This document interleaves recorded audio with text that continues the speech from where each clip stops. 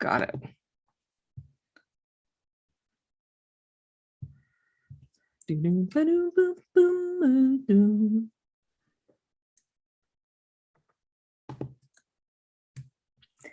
Wow. Good morning, everyone, and welcome to the Spirit Healing Academy. I am Reverend Michelle Scrooger Brown, and it's truly my pleasure to welcome you all here this morning. I love starting my week this way with you all, so thank you for joining me on a Sunday. Here at the Spirit Healing Academy, we are an assembly of people who will teach each other to find the miracle of joyful living from life circumstance to accomplish that which seems impossible. And our intention with these gatherings is to stimulate thought, create connection, and expand consciousness. All of that just means we have deep talks about deep things, and sometimes we feel challenged. We work really hard to engage in active listening, which means that we listen to what's being said rather than listening to respond. So I encourage you to sink into this topic and enjoy yourselves while you're here. Maybe we will all learn something, which is, of course, our ultimate goal. So to get things started, as we do each week, we're going to begin with our opening intention. Let's say it all out loud together so that we can help to shift the planetary energies.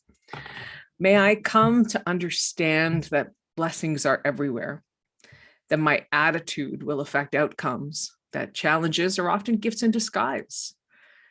May I come to trust that most things can get better with time, that my instincts and gut feelings have value, that a positive attitude makes things go smoother.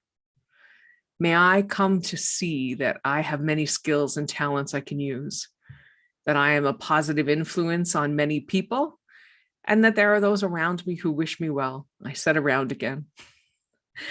May I come to value that today is a blessing to be enjoyed, that each person is unique and important, and that each moment of my life has meaning. So today we are going to be discussing a quote from one of the early 19th century great metaphysicians, Helena, and I don't know how to say her last name, Blavatsky, I think is how you say it. I stumbled upon this quote actually while I was looking for something else earlier this week. And when I saw it, I had to read it several times before I got it. So I don't want you to panic if when you read it the first time, you're like, I have no idea what's going on here. It does feel like it's pretty intense. It's pretty intense. If you get it right away, that's awesome. You can tell us what it means. Okay, so I'm going to go back over to share my screen now so we can take a look at our topic on the table. Whatever plane our consciousness may be acting in, both we and the things belonging to that plane are, for the time being, our only realities. As we rise in the scale of development, we perceive that during the stages through which we have passed, we mistook shadows for realities. And the upward progress of the ego is a series of progressive awakenings, each advance bringing with it the idea that now, at last, we have reached reality. But only when we shall have reached the absolute consciousness and blended our own with it, shall we be free from the delusions produced by Maya.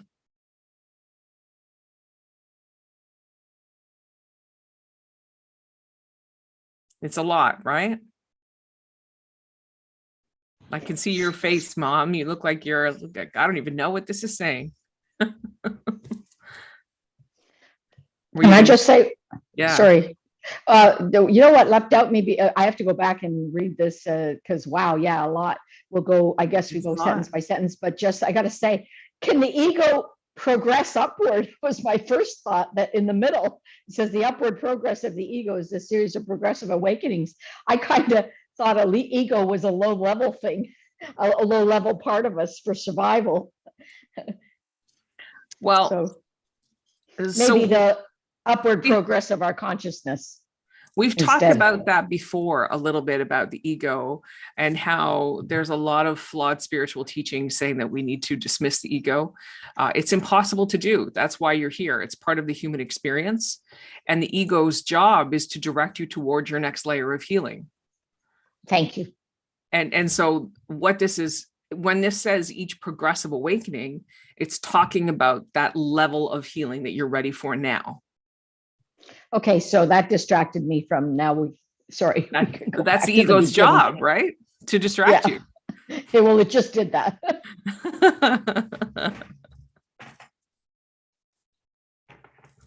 So let's take it apart, maybe piece by piece. So the very beginning, whatever plane our consciousness may be acting in. What does that mean?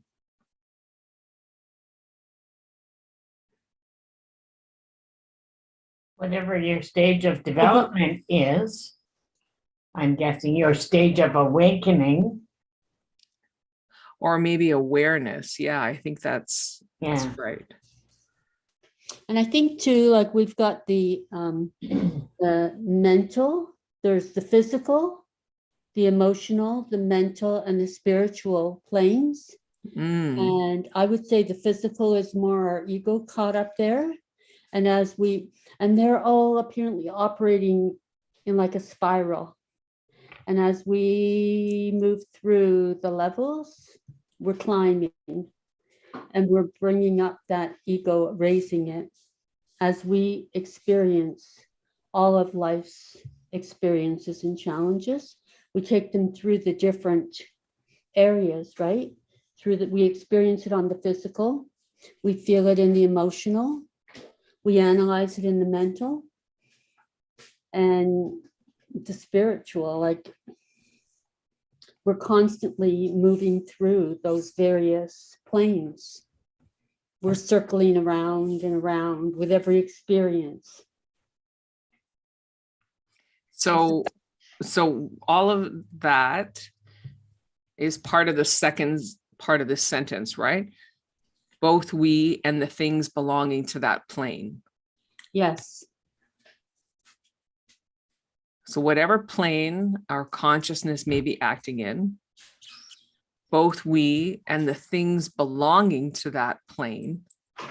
So if we're talking about physical, it might be the pains that we have. It might be the dissatisfaction we have with our body for whatever reason.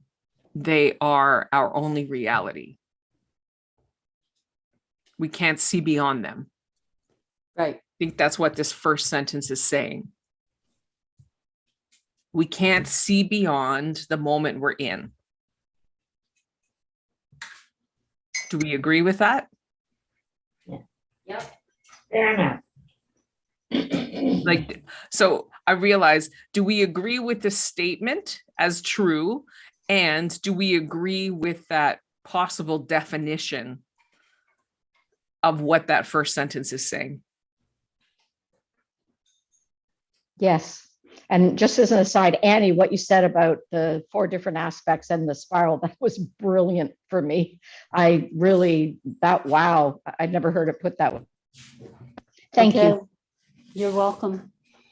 Well, yeah, some different things I've been reading recently, but I think years ago I used to also do a lot of numerology, and in numerology it talked about the planes of expression, and I used to sit and stare at that and try to figure out what the heck they were talking about. Anyway, gradually, I've come along to grasp that. So yeah. Okay, so the next sentence begins, as we rise in the scale of development, we perceive that during the stages through which we have passed, we mistook the shadows for realities.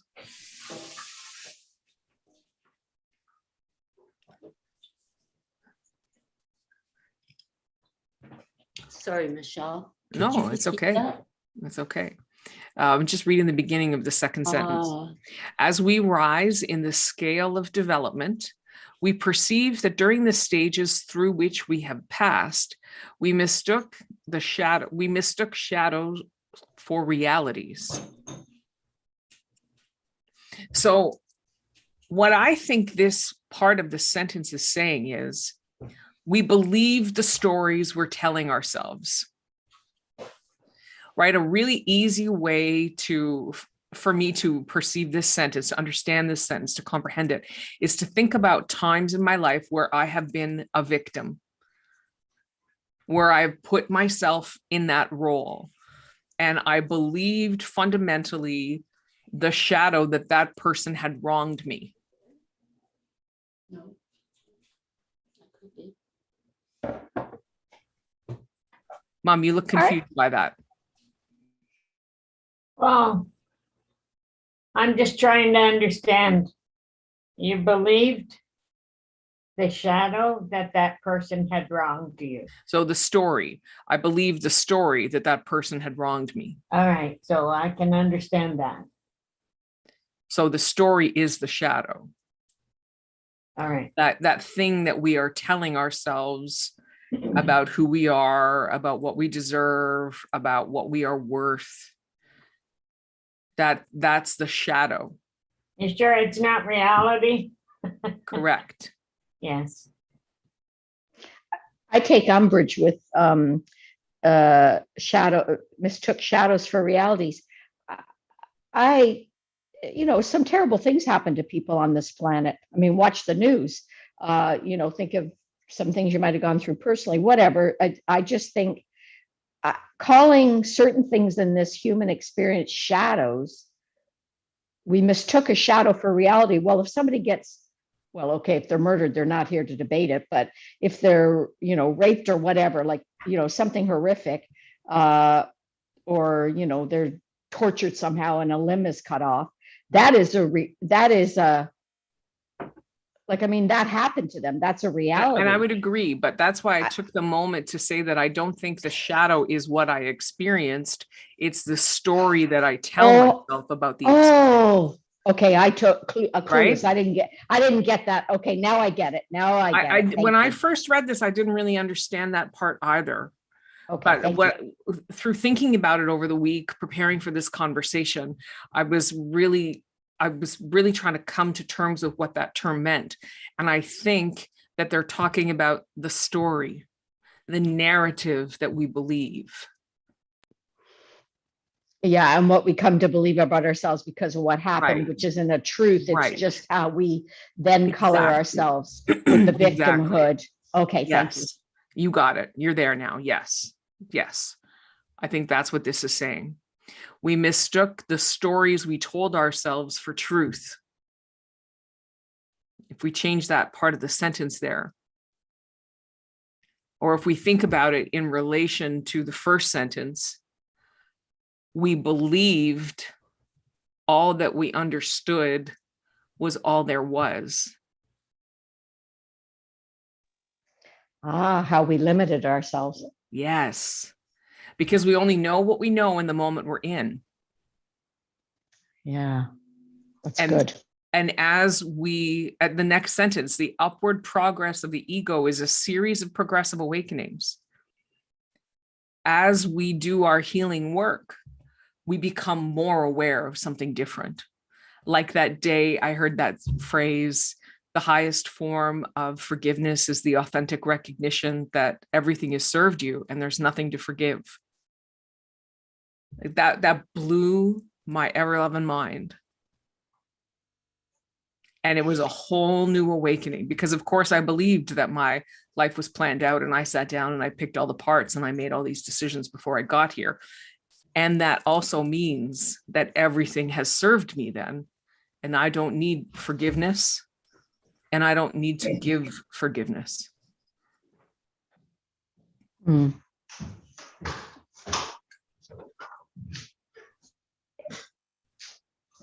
So the next part, go ahead. Oops, sorry.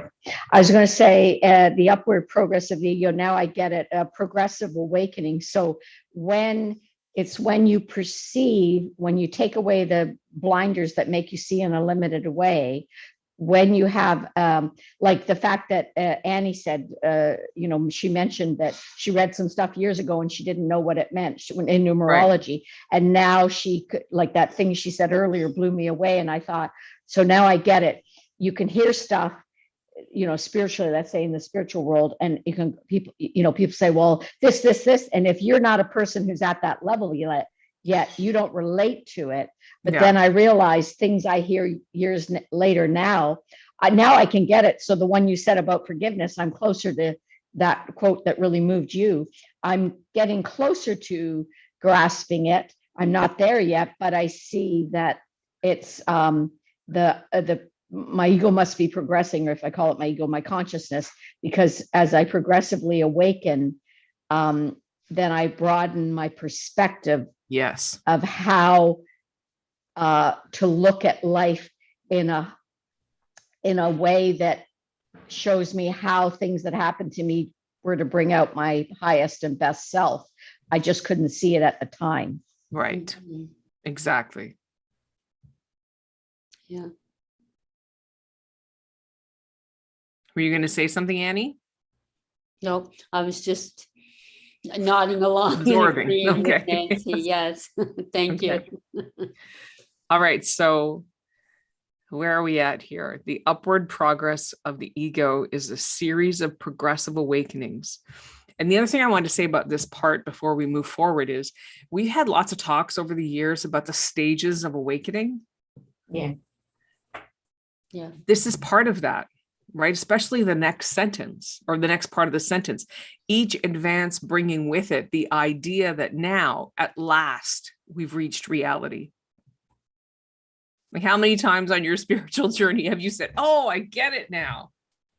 I've been trying for years.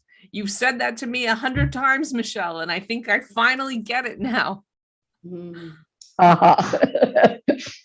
Yeah. But we only get it as long as we're in that place. Yeah. Do you get it or do you accept it? Because there are days when I still struggle with knowing I planned out everything that's going to happen to me. And, lots of times I think there's absolutely no way I would have planned this for myself. This No is way. why I often say I must have been drunk when I built my plan. Yeah, there you go. That one works. But, just because I believe that doesn't mean that it's true. Yeah. And just because I believe that doesn't mean you have to believe that. Yeah, fair enough. But it's logical. It makes sense to me. Right. I believe that. You And I want to have believe it. believed It's that the for a long time. reconciling. It's trying to reconcile the things that you can't comprehend, much like Nancy often says, like, why would I have chosen this? Yeah. Mhm. Precisely. So this last little part here, that we have reached reality. I think what I'm interpreting from here is, and I remember doing this at many points in my last 25 years of journeying through all of this. I feel like I've come to the end point. Like early in my journey, I really believed that there was a final destination where I would absolutely know what absolutely was right and true in the world. And that I would then get to live the rest of my days in the comfort of knowing all there was to know. Can anybody relate to that? Well, this week, go ahead, Annie. Sorry. No, I was just going to say, I hear what you're saying. And no, I can't say I've ever believed that that's how it would unfold. I don't think I was conscious of thinking that, but I thought that I was working towards a goal. Right. I would eventually get to the place where I was done. Yeah. I knew it all. I got it all. Well, you will, and that's when you'll die. Well, I know that now. Okay. I was gonna say, that's what I thought would happen. I never pictured one sitting back and resting on their laurels and just smiling and enjoying it all. I think part Okay. of that concept for me came from being raised in organized religion. Those institutions are so emphatic that they know the truth, the way, and the light, and there are no other paths other than theirs, right? Mm, Like I might actually be quoting one of their teachings and saying that.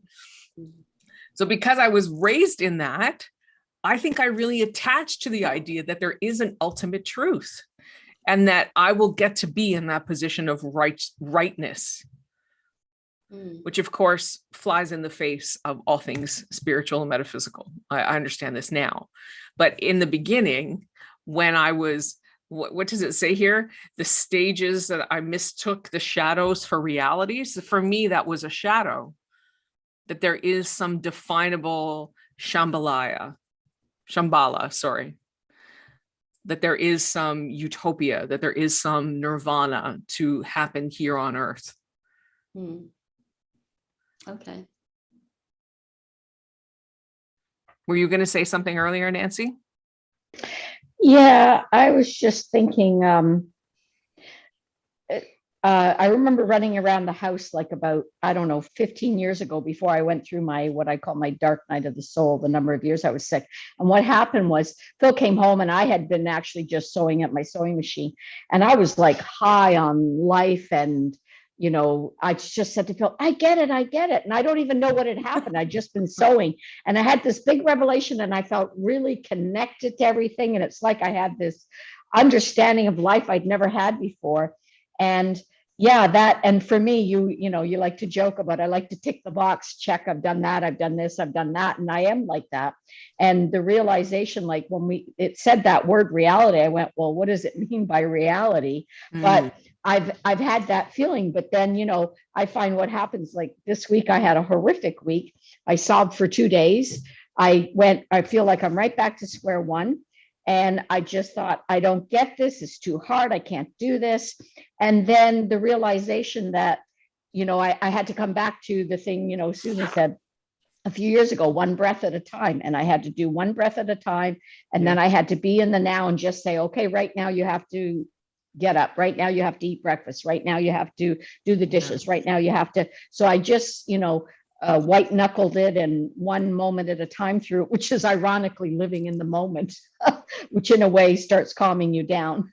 Right. And that, but it was like, yeah, the definition of the reality. Because when you first read this, I thought, well, doesn't the what is it, progressive each advance, bringing with it the idea that now at last we reach reality. But I was thinking, well, doesn't that really mean, I think Annie said it, that we've died? Like when we, you know, get to that the highest consciousness, isn't that on the other side, when we're over on the other side, crossover? Well, yes, when you get to the other side, it is. But I would also tell you that it's possible to achieve that state in this life, but you don't maintain it. It's a place that you go to for a brief time. Like when you had that huge awareness that while you were sewing, you reached that spot and you were there for a time. Yeah. You come back to humanity. Yeah. Yes. Yeah. Because Anita Moorjani wrote a book saying, what if this is heaven? You know, she had a near death experience and she said, what is this is heaven? I read it. I can't remember from it because her first one blew me away, Dying to Be Me. But anyway, interesting. I have a question. Yeah. What does the shadows really mean? Because I interpret it to be the things that are giving us discomfort in life and shaking up our ego. So can you tell me what you guys think what the shadows are? Or am I asking the wrong question? Oh, I don't think there are any wrong questions. I think the shadows are the stories we tell ourselves that we believe are true. So I'm trying to think of like I think I shared this story years ago. So some of you might remember it. When I was little, I think I was 7. I might've been 8. My sister was given a tooth fairy pillow for her birthday. in the shape of a molar. And it was this big white satin tooth. It had like 4 legs and a little heart-shaped pocket on the front of the molar that you put the tooth into. I loved this tooth fairy pillow so much. So much so that I believed until 3 years ago that that pillow was mine. Oh, The shadow truth. And when I moved out of the house, I took it with me. And when Amanda and I had our 2 kids weeks apart, I kept the pillow. And my kids got to use the pillow, not hers, because I knew that it was mine. And 3 years ago, I had this, I don't know what happened, but this doorway in my memory opened, and I remembered that Myrna Maxwell gave the pillow to Amanda for her birthday. And I sat at the dinner table and I was horrified because this had been a fight between us for 30 years. wow. That was a shadow. Okay. It was a truth that I knew was true, that I was absolutely right about. And then poof, holy shit, Amanda, I owe you a massive apology. Do you want the tooth back? What tooth? Well, we still have Go the ahead, pillow. We still have the pillow. She probably forgot. No. Oh, no. Oh, No, Joanne. oh, Oh, no. No, this was a very big shadow. oh.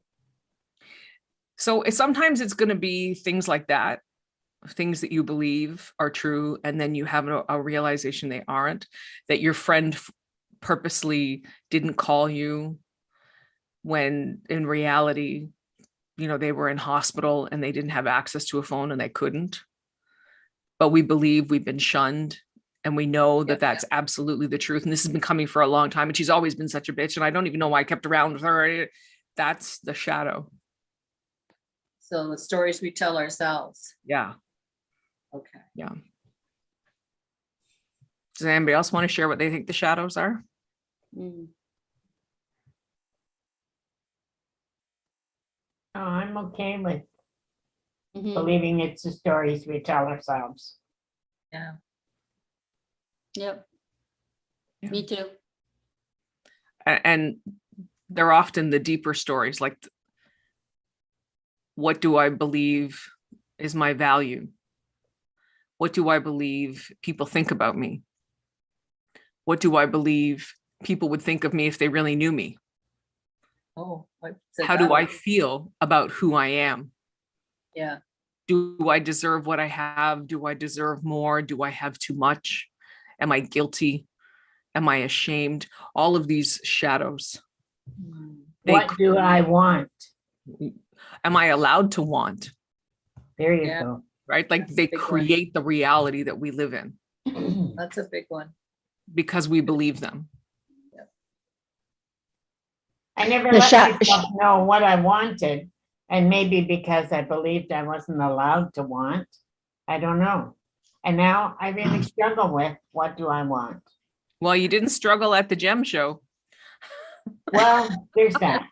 What were you going to say, Nancy? I mean, I don't struggle 24/7.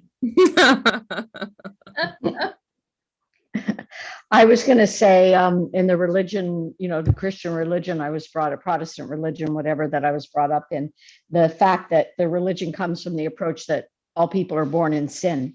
And that to me is a shadow that's extremely harmful to us. Yeah. Because what a concept. I cannot look at a baby and think this baby came into the world full of sin. It's just, it's anathema to, it's I forget what the word is, but it's, I cannot believe that. Every cell in my body goes, no way, Yeah. no way. So that's a shadow that I think has underpinned my life, that believing all that stuff I was brainwashed with. Yeah. There were so many of those things Yeah. we believed. I Yeah. remember being a kid dancing down the back lane and thinking about some of my close friends who were Protestant and thinking what a shame it was they were never going to get to heaven, Mm. Yeah. because heaven was only for us Catholics. Dear God. So lots of shadows. Yeah. Lots of shadows. Is that helpful, Joanne? Yes, yes, makes Yeah. it clear, because I was always thinking the shadows were the things we couldn't see, but we were afraid of, even though they didn't exist, we were still afraid of it. So Right. like the religion is the big one. I think for a lot of Can people be. that were Yeah. in religion, that, Yeah. we're not going to go to heaven unless we do everything perfectly in our lives and we're good, upstanding people. Right. Some days are harder than others. According to their belief as to what's Yes. upstanding and right, right? Like take Yep. up arms and go and fight on, kill people, right? Yeah. That think differently, that don't follow the faith that we're raised in, that kind of stuff. Sickening, yeah. Nancy, when you mentioned, you can look at a child and they would say that this child was born in sin. And what popped to mind right away was like the feuds, family feuds and countries, alliances. Like if you look in Ireland, children are raised with the belief passed on from their parents about their neighbors and the North and the South and the orange and the green and whatever, right? Everybody takes a side and they live it, breathe And it. here we could just call it racism, right? It's the same Yeah. thing. Yeah. Yeah, Yeah. but boy, we're all so ready to move beyond all of that, eh? Isn't that the Isn't truth? it time? Absolutely. Yeah. So let's Yeah. look at the very last part of this quote. But only when we shall have reached the absolute consciousness and blended our own with it, shall we be free from the delusions produced by Maya.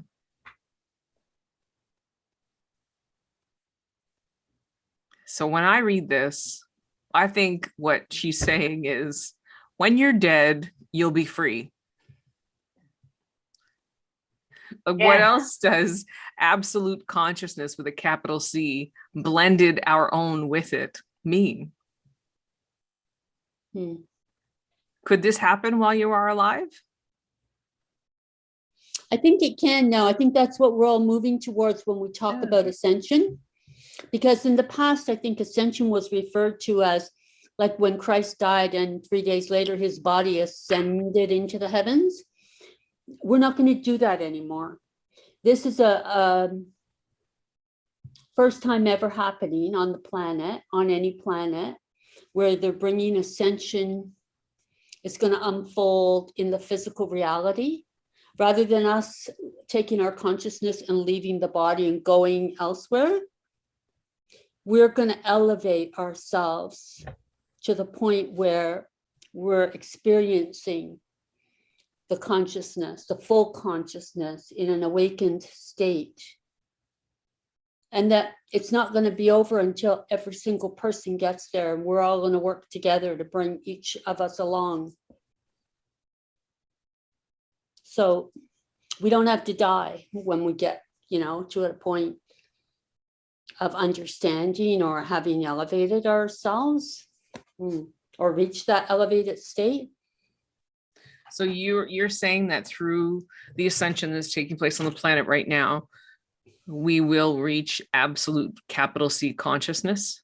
Correct. Yes, that's my understanding. That's the goal that we're working towards at this point. And we're being assisted by others outside of our world that are all beaming love at us and support to work with us to bring us along. Interesting. Yes, And very. that would be who we call our angels. They're the Well, maybe, ones but loving there's like and other supporting us. planetary, there are Other there's like, planetary beings. there's other planetary beings who have been working with us forever. Yeah. Mhm. Fair enough. Like, do you remember when Annie introduced us to Ptah? Yeah. Ptah is from the Pleiades, Right. which is another solar system. It's the star system, star people. Mhm. And Joanne, of course, you wouldn't remember. I'm sorry, because Annie introduced us to Ptah like 25 or 30 years ago. Yeah, I was just thinking, I have her book on my shelf. I better get it down and read it again now. Oh, I'm Sorry, really Ann. interested, I'm really interested in your thoughts towards that, because there's been a lot of talk about ascension and how it's going to happen. And a lot of people have different thoughts of how we're ascending, but I've never heard it the way you said it. And that's a more loving way of hearing this and accepting it. It sounds like, to me, from what I know about the ascension, is that everybody's going to help everybody, but it's through love. yes. Yes. Mm-hmm. I thought it was, it's not going to be this like big moment and suddenly this happens and everybody will go, oh, this month we're celebrating the annual ascension date or something. I mean, I'm not saying that's what you said, Annie, at all. Right. I'm just right. saying, No. I got the impression, like a thing I'm taking right now on the internet that, and led by Lee Harris Energy, who channels from the Z's from the other side, which is 88 spiritual entities. Some have been here before, some have not on Earth, incarnated on Earth. It's from what I get kind of from that is that the consciousness that there are people on this planet that are sort of have been waking up for a number of years, like, and they're not better than anybody else. They say that they're just at a different awareness, that's all. And what's wouldn't be a large percentage of the population, but more and more it's spreading more and more people are waking up. And what Joanne said about that the love is rising on the planet, although what happens first is we have the duality, the opposite of that, which is obvious, fighting and nastiness, etc. But that there's more. And when one person wakes them, becomes conscious themselves and raises their vibration or whatever, one way of putting it, that spreads. Even though you might be just doing it on your own, it actually has an effect on all of us. So every individual who becomes, I don't want to use the word, what's that joke now? Woke. Oh, they think they're so woke, but everybody who goes through let's say a dark night of soul and starts waking up spiritually in a non-religious way, I'm talking, but getting in touch with their soul, that has the effect that we cannot see, but we're energy beings that we're not aware of particularly, that spreads and lifts all of us up. So every individual who wakes up and starts becoming aware and more compassionate and loving raises the vibration actually of all of us. And that's how I thought the ascension was more of an osmosis that would, well, I don't know what osmosis I was just means. going to say, like, that in science, we call what you're describing osmosis. I was going to say, I hate science, so I never know this stuff unless it's like nature. I love It's just the nature. vibrations. It's just the Yeah, vibrations okay. affecting. Yeah. That's all. Yeah. So that kind of spreads and everything. The reality is that the ascension has been underway for almost a decade at this point, and it's happening in many and various ways with the sole purpose of getting everybody to the same point. Right. And Yeah. I did a post about this a couple of months ago, that all this extremism we're seeing right now is the swan song of duality. It's the death of duality, so that we can come back to the oneness. But we only get there when we all agree that, okay, we don't have to be right or wrong, that we could just be. Yeah. But maybe we need to have a whole conversation about the ascension one Sunday. That would be good. Yes, Mhm. please. It's Yeah, very that unclear would to be me. good. And like Annie said, we're supposed to ascend and we don't like die or leave our bodies. I know some of my friends have said it is the death, and they talk about the shadow, right? They make you feel like you're going to be left behind and they're going to be the chosen ones. You can't possibly be left behind. Well, It's impossible. no. The ascension is happening to everyone right now as it is. You don't need to do anything for it to happen. It is occurring, period. And no one will be left behind. Now, with that said, some people in the beginning of all of this work, like between 2008 and 2014, a lot of souls did decide to leave the earth plane instead of going through this process. But if you're still here now, if you leave now, it's not because you couldn't handle the ascension. But, years ago, people did pass before having to undergo this transformation. And Joanne, what you said, your friend said about, well, some people are going to get left behind. That's a religious shadow from long ago. If you don't believe in being saved by Christ, you don't get to go to heaven. So that is an old story, our society. Attached to religion or not, it's duality. It's the Oh, idea no. that some of us are right and some of us are Yeah. wrong. Yeah. And, Yeah. you know, as we ascend further and further, we know that's just not true. That's just not true. Yeah. I Yeah, keep because going back to that Hindu proverb that there are many paths up the mountain and the only wrong one is the one at the bottom that circles around telling everybody which way to go. Yeah, because I've been trying to find out more about the ascension because I have a whole sometimes I think I podcast on it, don't have Joanne. enough smarts up here. I have a whole podcast on it. Oh, really? And if you go to my website, I have multiple posts about it Okay, on my blog. okay. But we're out of time, friends. Awesome. It Goes seems we really fast. enjoyed this conversation. Mhm. Maybe I should find some more of Helena's works for us to discuss. But in the meantime, let us do as we always do. We'll close here with our affirmation of hope. And let's use that osmosis lesson that Nancy gave us so we can share these good vibrations with the rest of the world around us. So speak it out loud, my friends. Hope, fragile, luminous, and buoyant, fill me now. Bring your gifts of optimism, faith, and positivity. Grow strong within me today and every day. Increase my connection with those around me. Balance my moods with a lightness of being and touch all those I meet with blessings. Hope, fragile, luminous, and buoyant, fill me now.